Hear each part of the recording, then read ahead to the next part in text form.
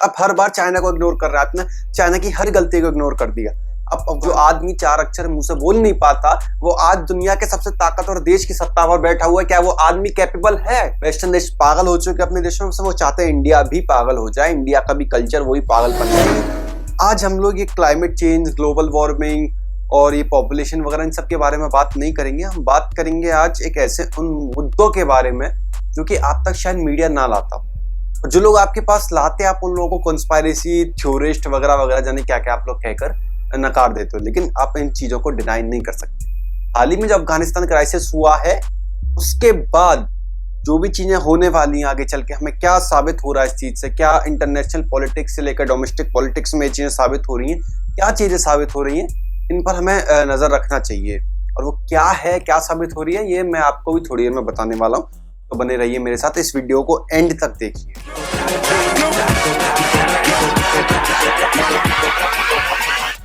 Hold up.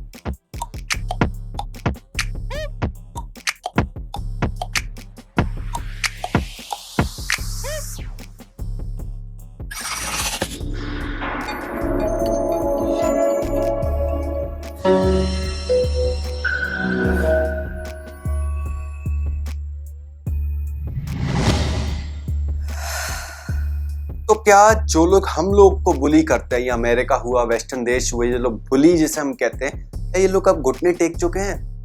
क्या western powers अब जो है घुटने टेक गई हैं? सवाल ये, घुटने किसके सामने टेके हैं? घुटने टेके हैं इन्होंने किसी और के नहीं, बल्कि चाइना और रशिया के सामने। अब जरा डॉट्स कनेक्ट करिए, इंडिया में कुछ हो जाए तो कैसे देश चढ़े जाते हैं, अंतर्राष्ट्रीय संगठन चढ़े जाते हैं। चाइना इतने टाइम से अपने यहाँ लोगों पर अत्याचार कर रहा है, किसी के बस का भी नहीं कि क्यों तक चाइना से बोल जाए। रशिया का तो खैर आप छोड़ो, रशिया से कह रहे ये लोग कहते हैं, मगर इस बात को आप समझिए कि ये है गुड कॉप बैड कॉप का जो प्ले इन्होंने खेल रखा है कि रशिया को ही टारगेट करेंगे, हर चीज में रशिया को टारगेट करेंगे। विदाउट अ डाउट रशिया जो है वो चाइना के साथ है और रशिया को टारगेट भी करना चाहिए, मगर उसके साथ साथ आप जो है आप चाइना को इग्नोर कर देते हैं। अब हर बार चाइना को इग्नोर कर रहा है, आपने चाइना की हर गलती को इग्नोर कर दिया। अब अफगानिस्तान में आप देखिए, तालिबान क्लियरली लिंक है कि पाकिस्तान और चाइना की वजह से तालिबान अफगानिस्तान में पनपा। अब ये मत सोचिए अफगानिस्तान को कोई मतलब नहीं था, Afghanistan was a strategical location. आप इस बात को देखिए, चाइना भी उधर ही है, पाकिस्तान भी उधर ही है, ईरान भी उधर ही है, रशिया भी उधर ही है। अमेरिका में अगर वाकई अमेरिका अपने लिए सोच रहा होता तो अफगानिस्तान को कभी छोड़कर नहीं जाता। जो बाइडेन बोल रहे हैं कि उनका कोई काम नहीं था वहां पर, क्यों काम नहीं था भाई, क्यों काम नहीं था?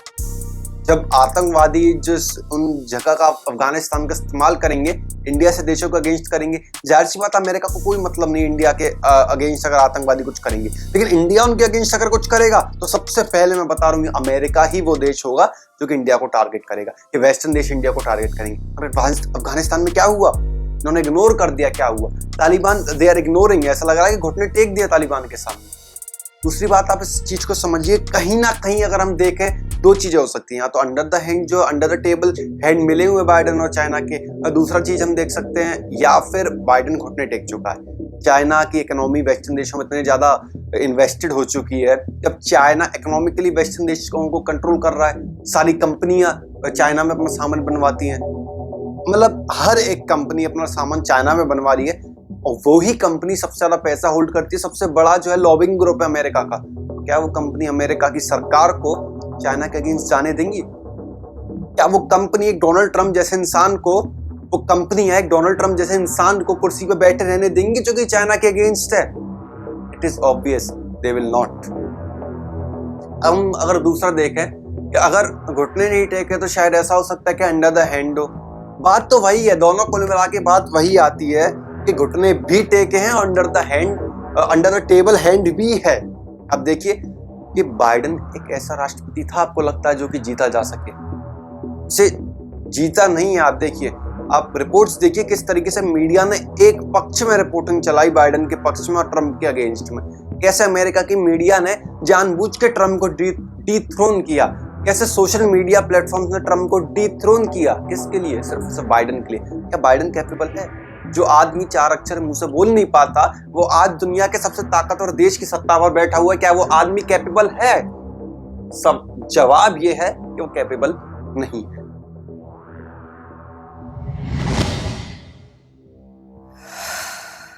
अब बात करते हैं कि इंडिया इस चीज में कहाँ फंस रहा है। अब जब ट्रम्प था, इंडिया ने जो है, क्योंकि चाइना इंडिया को बुली करता है और रशिया इंडिया का दोस्त था, लेकिन रशिया चाइना के ज्यादा क्लोज है। ऐसे में इंडिया के पास एक ऑप्शन बचा था इजराइल और अमेरिका जैसे देशों के साथ जाने के लिए, तो ट्रम्प के साथ गया। इंडिया ट्रम्प के टाइम पर, ओबामा के टाइम पर अमेरिका के साथ गया। इस बात में कोई गलती भी नहीं थी। अब बात यह आ गई है कि इन लोगों को जो ये रेनबो कॉलोनियलिज्म है, ये इंडिया को अंतरराष्ट्रीय संगठनों के थ्रू टारगेट करता है। They don't like India. वो इंडिया में नहीं चाहते कि इंडिया का कल्चर, इंडिया की सिविलाइजेशन पनपे। वो इंडिया को अपने जैसा बनाना चाहते हैं। जैसे वो पागल हो चुके हैं, मैं कहूंगा वेस्टर्न देश पागल हो चुके हैं अपने देशों में, से वो चाहते हैं इंडिया भी पागल हो जाए, इंडिया का भी कल्चर वही पागलपने का हो जाए। वेस्टर्न कल्चर इंडिया को इन्फ्लुएंस करता है, आप जानते ही हैं। अब मैं तो एक मथुरा ऐसे शहर में रहता हूँ, आप बड़े शहर में जाइए, छोड़िए, मैं कमेंट नहीं करना चाहता। बात यह कि इंडिया ऐसी चीज में यहाँ ये फंस रहा है कि एक तरफ कुआं है, दूसरी तरफ खाई है। कैसे? चाइना इंडिया को बुली करता है। रशिया तो ये दिखाता है कि इंडिया का दोस्त है, लेकिन रशिया क्या ट्रस्टफुल है? रशिया ट्रस्टफुल नहीं रहा है। जो अफगानिस्तान क्राइसिस के बाद तो मैं कह नहीं सकता कि रशिया ट्रस्टफुल होना चाहिए था। इंडिया का इस रीजन में आप देखें एक एलाय था। अफगानिस्तान की सरकार एक एलाय थी। वहाँ का राष्ट्रपति इतना डरपोक था, वो राष्ट्रपति डर के भाग गया। आज पंजीशीर में भले ही रेजिस्टेंस बन रहा हो, लेकिन एक राष्ट्रपति का दायित्व था वहां के लिए लड़ने के लिए। चलिए छोड़िए, टॉपिक को नहीं घुमाऊंगा। मैं इस बात पर आऊंगा कि इंडिया इतना बुरा इसमें इस वक्त फंस गया। अगर वो उस तरफ जाएगा, रशिया चाइना की तरफ जाएगा, तो वहां पर इंडिया को किन किन चीजों से एग्री करना पड़ेगा। वहां पे उनकी गुलामी करनी पड़ेगी। सिर्फ पाकिस्तान गुलामी कर रहा है तो कोई दिक्कत नहीं गुलामी करने से। अपने देश में वो अपना मजहब बचा कर वो बाहर गुलामी कर लेता है, उन्हें आता है। ये लोग नहीं चाहेंगे कि इंडिया का जो धर्म है, इंडिया का जो कल्चर है वो पनपे। चाइना नहीं चाहेगा, कभी नहीं चाहेगा। China is a communist nation. इन्होंने तिब्बतियन के साथ क्या किया? चाइना इस टाइप के जो है स्पिरिचुअलिटी नहीं प्रमोट करना चाहेगा अगर हम इंडिया उसका एलाई बन जाए। हर बार ये हुआ है, धोखा दिया है चाइना ने। चाइना हर बार इंडिया को धोखा देता है। हम हर बार हाथ आगे से बढ़ाते हैं, चाइना पीछे से छुरा घोंप देता है। अब बात करते हैं दूसरी तरफ अगर हम जाएंगे तो हम किसकी तरफ जाएंगे? हम अमेरिका, इन सब की तरफ जाएंगे।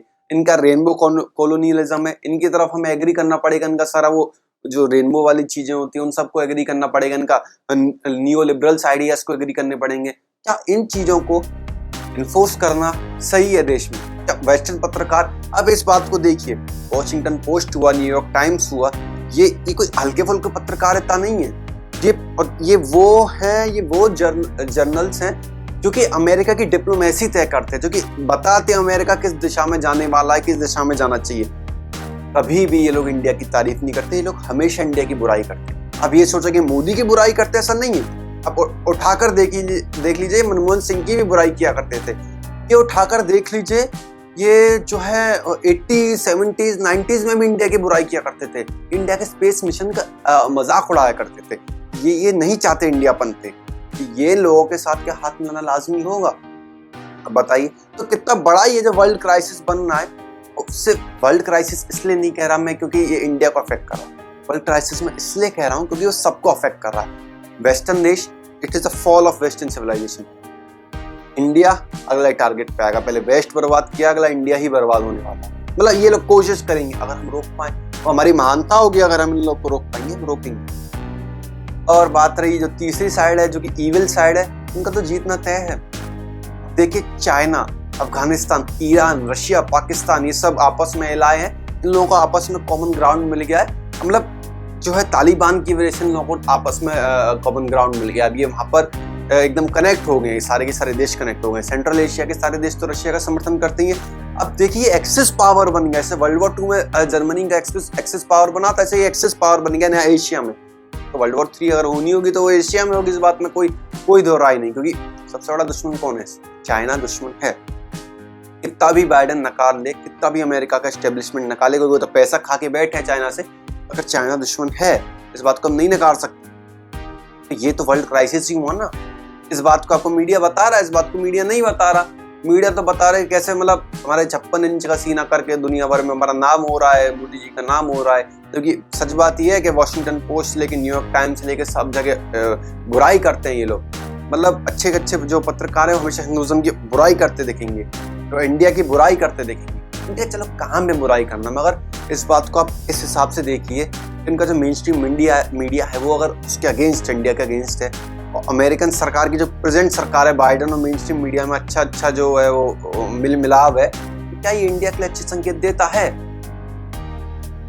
तो यहीं पे मैं अपनी इस वाली बात को खत्म करना चाहूंगा कि इंडिया के लिए कैसा क्राइसिस है।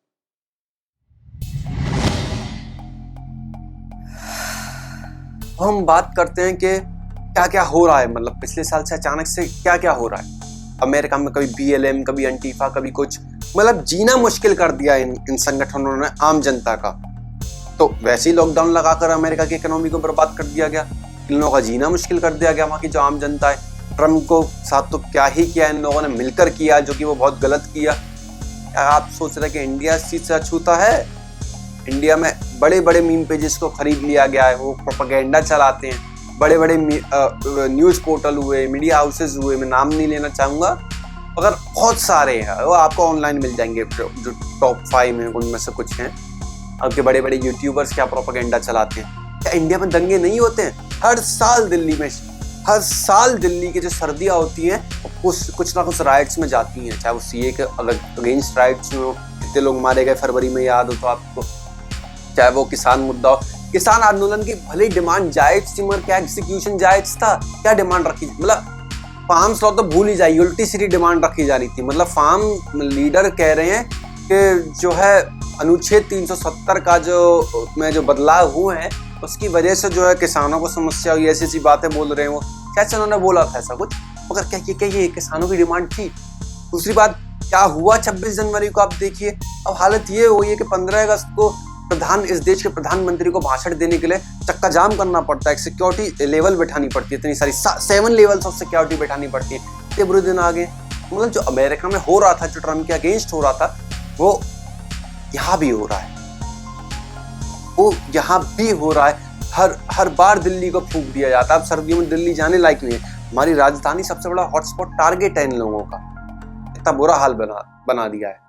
तो इस बात को आप समझिए कि ये सब इंडिया और अमेरिका तक भी सीमित नहीं है, हर जगह सीमित है। चाहे यूरोप को तो इतना बुरा बर्बाद किया माइग्रेंट क्राइसिस ने, और अमेरिका में अब माइग्रेंट्स लिए जा रहे हैं। ये नहीं कहना माइग्रेंट्स लेना अच्छी बात है या नहीं है, और इतने ज्यादा अपनी जो नेटिव पॉपुलेशन है उसी को आप ओवरडोज कर दे रहे हो एक माइग्रेंट पॉपुलेशन से। क्या कह रहे हैं यूरोप की, हमारा दायित्व, हमारी जिम्मेदारी है।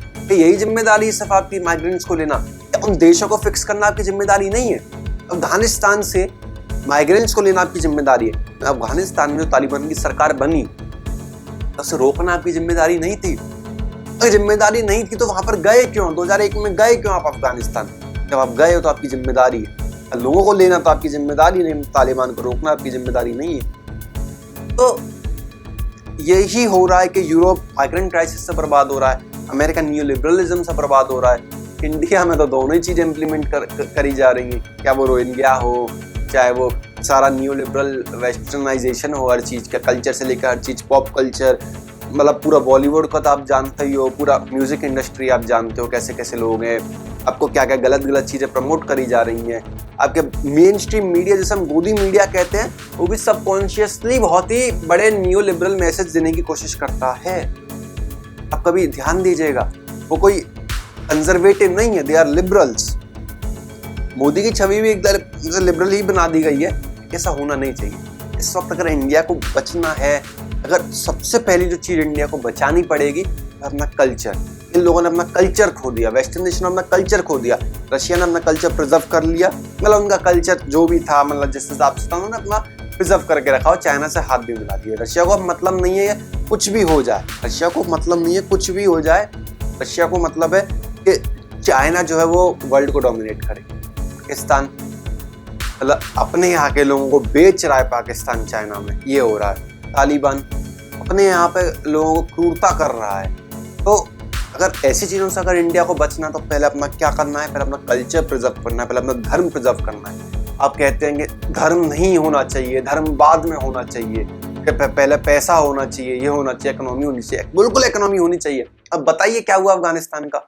जिन लोगों ने लाखों रुपए कमाए होंगे, क्या हुआ उन लोगों का? रातों रात छोड़ के भागना पड़ा ना। तो पहले क्या चीज प्रिजर्व करनी है? पहले राष्ट्र को स्ट्रॉन्ग करना है, पहले अपने कल्चर को प्रिजर्व करना है। मैं इसी के साथ इस वीडियो को यहीं समाप्त करना चाहूंगा। अगर आपको मेरे ओपिनियन पसंद आए हो तो इस वीडियो को लाइक करिए, इस वीडियो को शेयर करिए, मेरे चैनल को सब्सक्राइब करिए। और हाँ, एक और चीज, मेरे इंस्टाग्राम अकाउंट को जाकर फॉलो करिएगा, मैं लिंक डिस्क्रिप्शन में डाल दूंगा। धन्यवाद दोस्तों।